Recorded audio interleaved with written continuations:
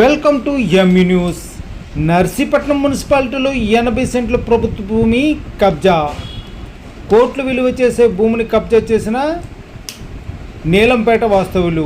వివరాల్లోకి వెళ్తే అనకాపల్లి జిల్లా నర్సీపట్నం నియోజకవర్గం నర్సీపట్నం మున్సిపాలిటీ 28వ వార్డులో ఉన్న అయ్యన్న కాలనీలో సర్వే నెంబర్ 11-21, 11-21/1, 10 సర్వే నెంబర్లో కల 80 సెంట్ల భూమిని ప్రభుత్వ భూమిగా ఉన్నది.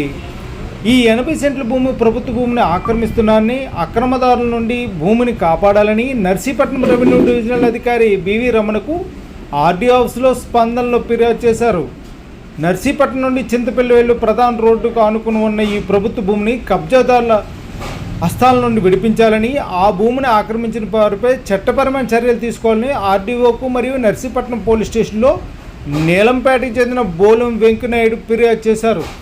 ఇటువంటి మరిన్ని వార్తలు చూడటానికి ఈ న్యూస్ ఛానల్ సబ్స్క్రైబ్ చేయండి, లైక్ చేసి షేర్ చేయండి. Please subscribe to ME news.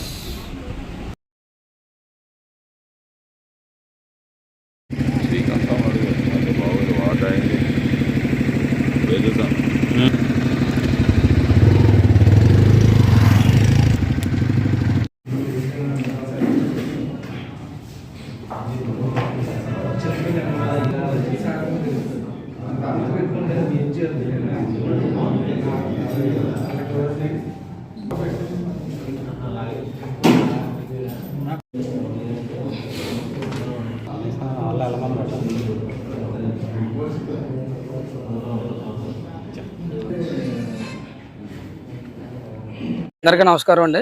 నా పేరు బోలి వెంకనాయుడు, మాది నీలంపేట గ్రామం. ఈరోజు స్పందన కార్యక్రమంకి వచ్చాను నర్సీపట్నం ఆర్డీఓ ఆఫీస్కి. కారణం ఏంటంటే సర్వే నెంబర్ 11-2, 11-1, సర్వే నెంబర్ 10లో ప్రభుత్వ భూమి 80 సెంట్లు ఉంది.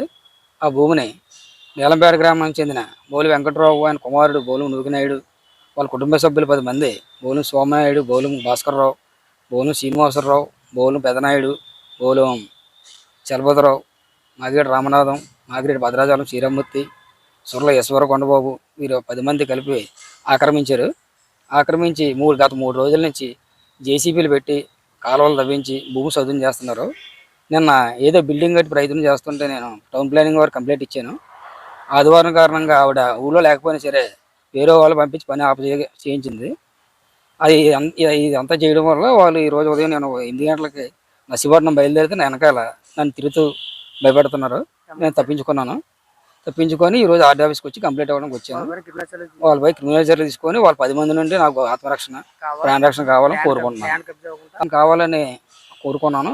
ఆ విధంగా ఈరోజు స్పందన కార్యానికి వచ్చి ఇక్కడ కాగితం ఇవ్వడం జరిగింది. ఇక్కడ నుంచి పోలీస్ స్టేషన్కి వెళ్ళి నాకు ఆత్మరక్షణ కావాలని అక్కడ కూడా కంప్లైంట్ ఇస్తాను.